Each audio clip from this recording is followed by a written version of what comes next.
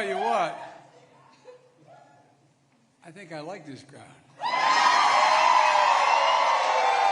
Talk about being home, and the fact you got president of unions standing out there with other unions, I tell you what, man. I was going to say, if you have a seat, take one, but you don't have any seats. Look, Deja, that was a great. She's pretty good for someone last year in college. You know. Deja, just remember me. When you're president, and they say Joe Biden's in the outer office, promise me we won't say Joe who when I come in. Hey, folks, how are you all? I'm going to talk about more than just the NEA today. Because, and I've told your president, I want to come back and just talk pure education as well. But I want to talk a little more broader. And Becky, thanks for hosting us. I appreciate it very much. 46 days to the midterms. We need to be crystal clear about what's on the ballot, because there's a heck of a lot at stake that's on the ballot. Right now on the ballot, there's Social Security. It's on the ballot. You all have paid every paycheck you got, you paid it.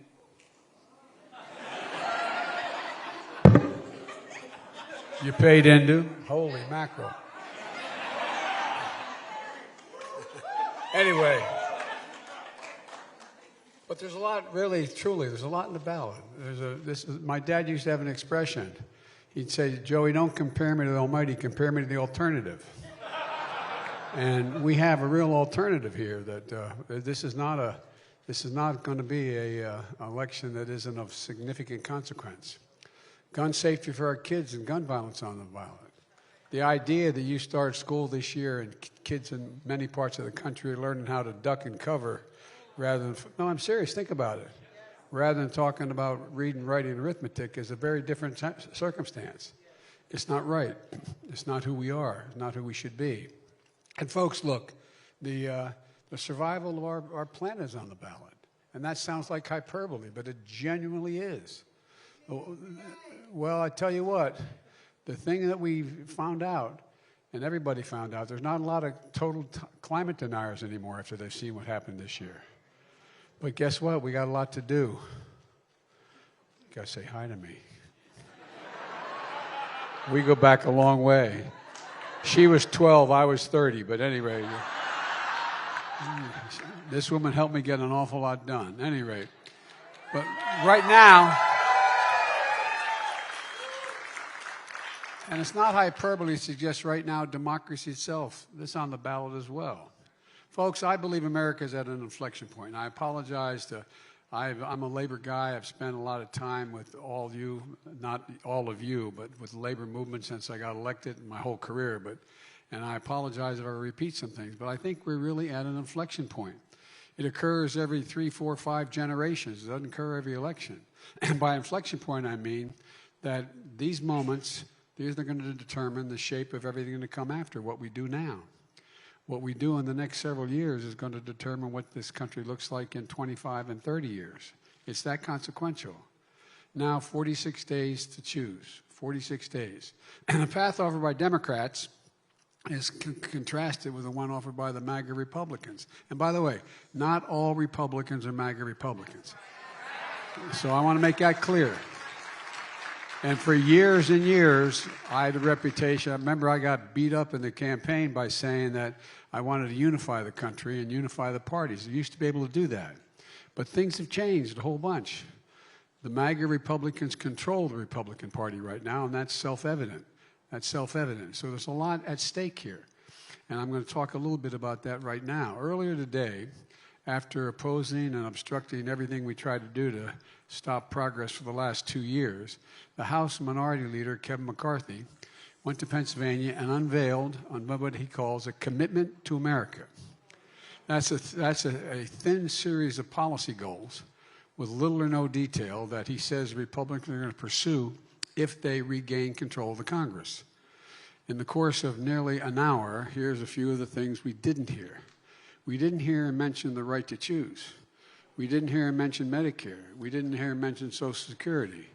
So let's take a look at what Kevin said today. He said Republicans want to, quote, preserve our constitutional freedom. That sounds great. I'm for doing that as well. We all are. But look at what they've actually done. The MAGA Republicans just cheered and embraced the first Supreme Court decision in our entire history, the first one in our entire history, that just didn't fail to preserve a constitutional freedom. It actually took away a fundamental right that had been granted by the same court to so many Americans, the constitutional right to choose. And now nearly half the states in the United States of America have either passed a ban on abortion or will shortly. And in many states, abortion is already banned even in cases of rape and incest. A fundamental change. Already 166 House Republicans have signed on to a bill that would ban abortion nationwide. And the senior senator from South Carolina, Lindsey Graham, has proposed a national ban on abortion with criminal penalties put on doctors and put them in jail if they, in fact, violate the ban. So in 46 days, America's going to choose. If Republicans win control of the Congress, abortion will be banned. And by the way, it will be initially banned, but if they win Congress, I will veto it.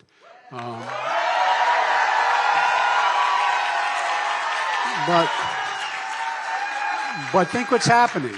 They're banning in the case of rape and incest in many states. No exceptions. And they're trying to criminalize it nationwide. But if you give me 2 more Democratic senators in the United States Senate, I promise you,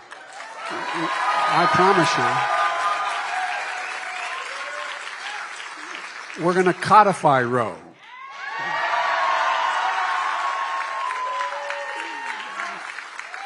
We'll once again make Roe the law of the land, and we'll once again protect a woman's right to choose. And the power to get this done is in the hands of the American people, especially the women of America. And no, really, Justice Alito said the women can decide the outcome of this election, paraphrasing a quote in the actual decision. Well, he ain't seen nothing yet.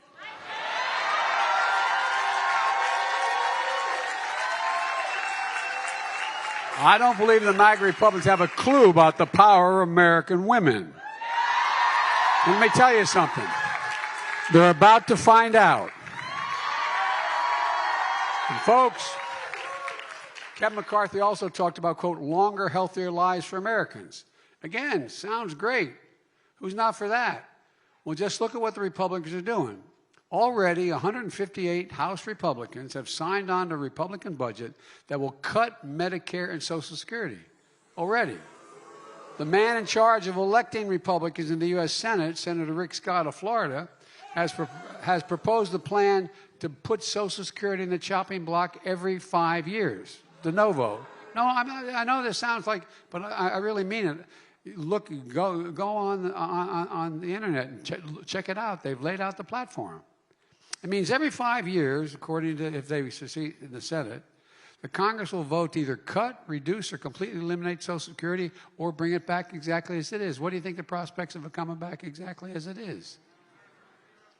You've been paying into Social Security ever since you got your first paycheck. Well, then there's Senator Ron Johnson of Wisconsin. As my mother would say, God bless his soul. Look, he thinks waiting 5 years is too long. He wants to put Social Security in the chopping block every single year. If Congress doesn't vote to keep it, it goes away. An affirmative requirement to vote to keep it. Now think of that. It's not just Social Security he wants to put up. He wants Medicare, Medicaid, benefits. Every federal budget, every federal benefit gets up and has to be voted on every year. De novo, just from scratch. So in 46 days, America's going to face a choice. If Republicans control the Congress, Social Security will be on the chopping block. But if you support the Democrats, I promise you this, Social Security will be protected, period. And I won't let any MAGA Republican take it away. Leader McCarthy talked about wanting a nation that's safe. Well, let's look at what Republicans have done to make it safe. They voted against virtually everything we've done to reduce crime and keep communities safe. The American Rescue Plan, It was when we first got in office, we passed it. You know what was dying to do? An awful lot of mayors and governors and county executives, they didn't have a tax base because I was left with an economy that was in distress. So we said, here you go. We're going to give you this money so you can make sure you can keep your schools open. You can make sure you keep police departments open. Make sure you keep your hospitals open. Make sure you keep the fire departments open. And guess what? Every single Republican in the Congress voted against that. Every single Republican voted against it. Now, look, we're in a situation where now the MAGA Republicans are calling for defunding. They're defunding the FBI. Now, let me tell you something.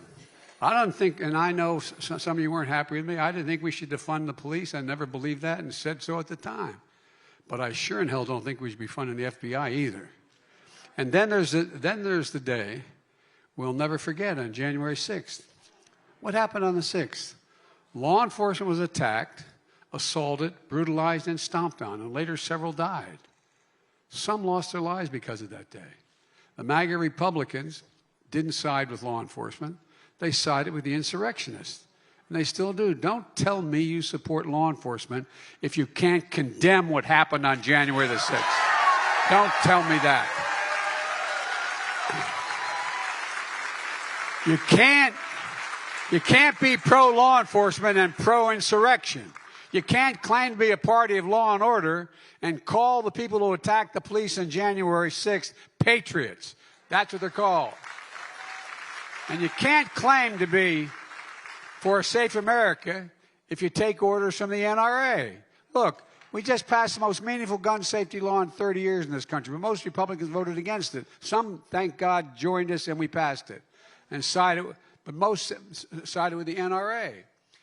After Buffalo, Uvalde, Newtown, El Paso, Parkland, Charleston, Las Vegas, Orlando, I went to every one of those places. I spent hours and hours and hours with those families. Not a joke. Not a joke. Hours with them.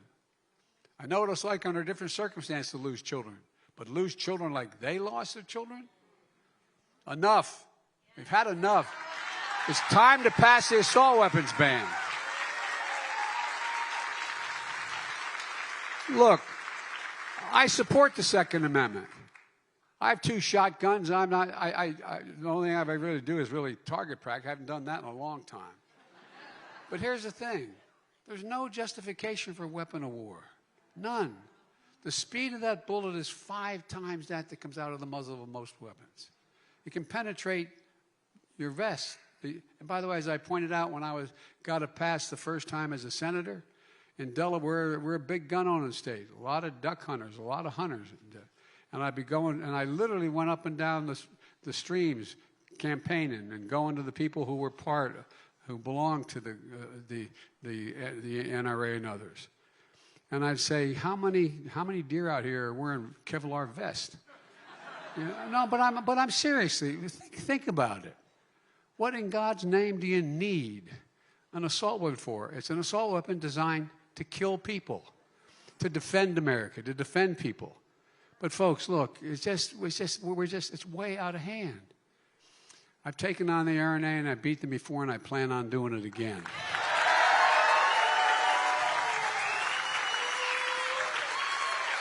And folks, we can do it again. Our children should be in a situation of learning how, as I said, to read and write, not duck and cover.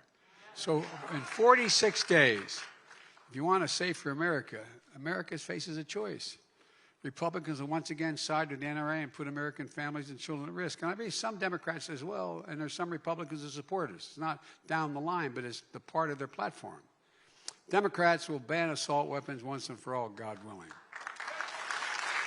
Kevin McCarthy also talks about there being for a strong economy. But look what the Republicans have done. When I came to office, the economy was flat on its back. Millions out of work. Food lines that stretched from miles. Remember seeing all those food lines? People in nice-looking automobiles waiting for an hour and a half just to have a box of food put in their trunk? In the United States of America. In the United States of America, that was happening. all across America. The most anemic job performance since Herbert Hoover was in place. That's not hyperbole. That's a fact. So we acted quickly. We passed the American Rescue Plan, which lifted this nation from economic crisis to economic recovery. And every single Republican voted for it. Nearly 10 million more jobs have been created since I've been president, the highest number of jobs in that period of time of any president of the United States of America. We have a 3.7% unemployment rate, the lowest in more than 50 years. A record number of new small businesses created, and over 668,000 new manufacturing jobs in America. The American Rescue Plan helped keep teachers, police officers, firefighters, first responders on the job. It provided the money needed to get schools open, and it was a big reason we have been able to vaccinate over 220 million Americans. More to do. And the infrastructure law we passed, we did get some Republican help for that. But that infrastructure law is the most significant investment in America since President Eisenhower's interstate highway system. Now, some Republicans voted for it, and some were critical. But the truth is, there's a lot more Republicans out there taking credit for the new bridges and those buildings that are collapsing than actually voted for it. I love going by, and they're, and this is a great thing. I voted against it, but this is a great thing. But folks, in addition to inheriting a failed MAGA Republican economy, we also confronted a global pandemic and Putin's war in Ukraine. And that's driven the global inflation we see today. That's why it's so important that we pass the Inflation Reduction Act, which I proposed from the beginning but didn't get passed till this summer. This law will cut costs for families, help reduce inflation at the kitchen table, the way we always measured inflation. And my dad was a graceful, hard-working guy. He worked a lot his whole life.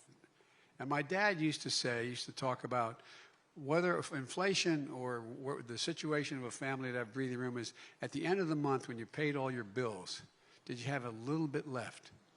Just a little bit left.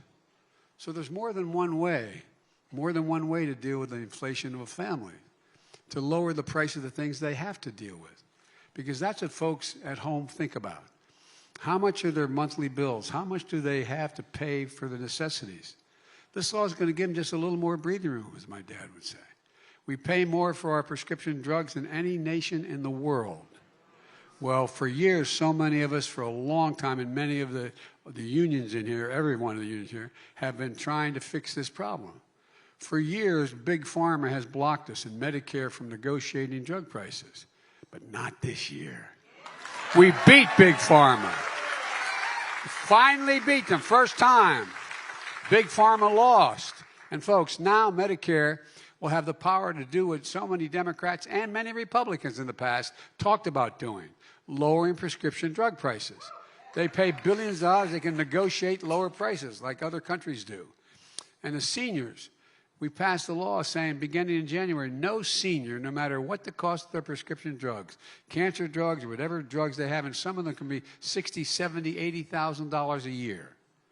No senior will have to pay, no matter what the cost of their drugs, more than $2,000 a year. Beginning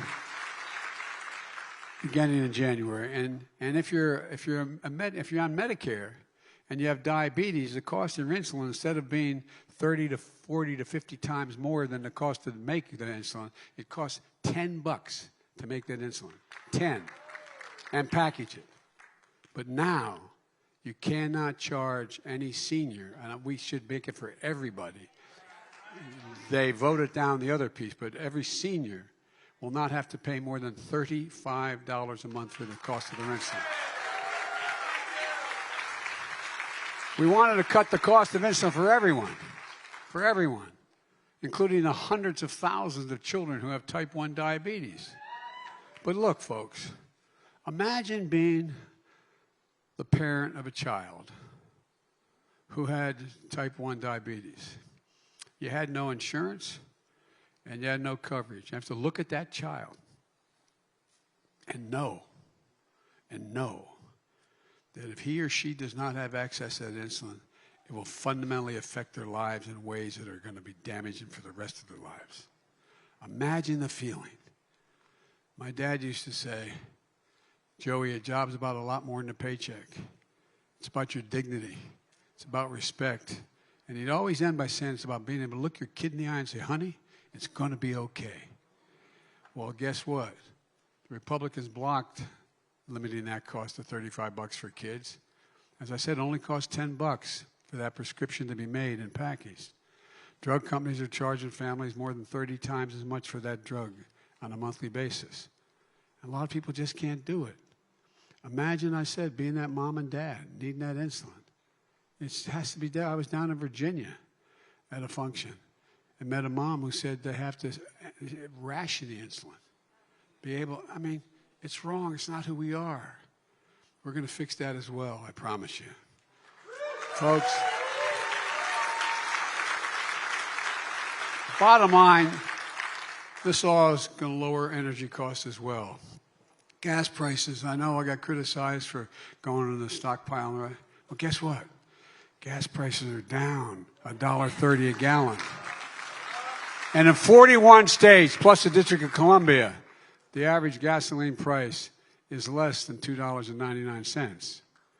Look, the law makes the biggest investment ever. We invest in climate crisis. $369 billion to deal with the climate crisis. And it makes the tax code fairer. In 2020, 55 of the biggest corporations in the country paid $0 in federal income taxes. And they made $40 billion. It's not right. So we put a stop to it. And by enacting a corporate minimum tax at only 15%. Today, the days of big profitable corporations paying nothing in federal income tax is over. And guess what? Every single Republican voted against the Inflation Reduction Act. And when it actually comes to actually doing something about inflation, Republicans said no. And they said time and again that the first chance they get, they're going to repeal the Inflation Reduction Act. And here's what else Republicans are, in terms of their fiscal recklessness. Donald Trump and Republicans had no problem enacting in his 4 years a $2 trillion tax cut that overwhelmingly benefited the top 1%. And they didn't pay for a penny of it. And it massively increased the federal deficit. Meanwhile, you know, we always say the Democrats are the big spenders. We brought down the deficit. $350 billion the first year and nearly $1.5 trillion this year. And the Inflation Reduction Act is going to reduce it another $300 billion because over the next 10 years, because Medicare can pay less for the drugs they have to buy for the seniors. So I don't want to hear it from Republicans. They're the ones who blew up the deficit. They're the ones, when we're the ones bringing it down. And now, thanks to the historic deficit reduction act, we can afford to cancel $10,000 in student debt and $20,000 if you're on a Pell Grant. For tens of millions of Americans making under $125,000, it's a game changer. And Republicans are already looking for their hand-picked judges to deny relief to those hard-working Americans. They will not succeed, in my view, but that's what they're looking for. And finally, with a straight face, Kevin McCarthy says that MAGA Republicans are going to restore faith in our elections.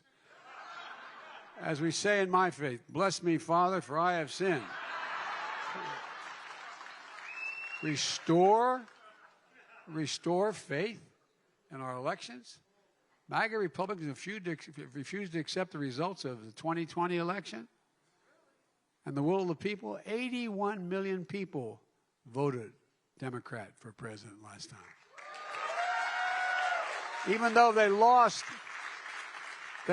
court case after court case after court case after court case after court case, even in front of Trump-appointed judges. And recount after recount proved the results were accurate. It's become a litmus test in their party to pledge loyalty to Donald Trump by buying into the big lie. Now, I'm serious. You all see it all on television. Look, the fact is that a lot of them, I've had 6 Republican senators who I've known for some time come to me, and I gave my word I'd never mention names, and I never will, separately, telling me that they agree with this, that, or the other thing that I was proposing, but if I voted for it, it would cost them their election because they'd lose a primary. Well, you see what's happening. You see the mega Republican program being adapted by all these folks in the primary, and then once they get out of the primary, they're trying like hell to figure out how to get out from under that.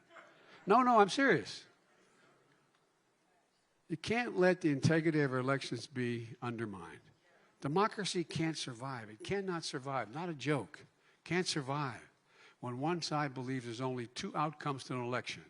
Either they win or they were cheated. That's not democracy. And that's where the mass majority of MAGA Republicans are today. They don't understand what every patriotic American knows. You can't love your country only when you win. Only when you win. So, folks,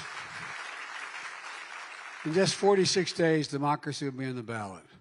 Americans will have to choose between the MAGA Republican platform, who have embraced extremism and the big lie, Democrats, independents, and mainstream Republicans who believe in the rule of law, rejecting the will of the people and accepting the results of a fair and free election is what we're about, not what they're about. Let me close with this. As I said earlier, my dad used to say, don't compare me to the Almighty, compare me to the alternative.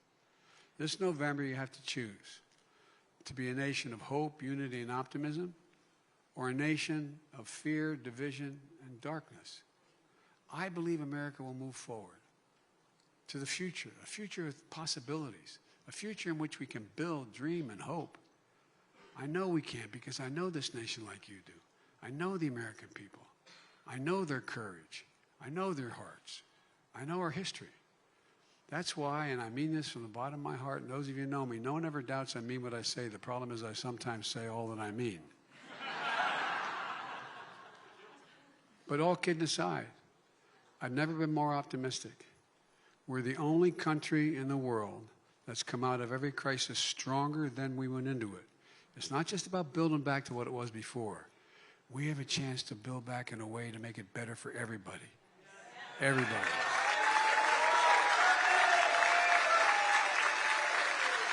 And I want to get back to the time when I'm debating Republicans who are conservative as heck but believe in the institutions. Believe in the institutions. Have a fair and square fight about what we're doing. Think the court and the Congress and the presidency are independent branches of government and should be treated with respect. That's what I'm looking forward to. We just got to remember who in God's name we are. We are the United States of America. And there's nothing beyond our capacity, not a single thing we can't do, and we do it together. And the way to do that is start with the unions, to do it together, together, together. May God bless you all. May God protect our troops. And I should have started off by saying, excuse my back when I'm speaking. I apologize. Thank you all.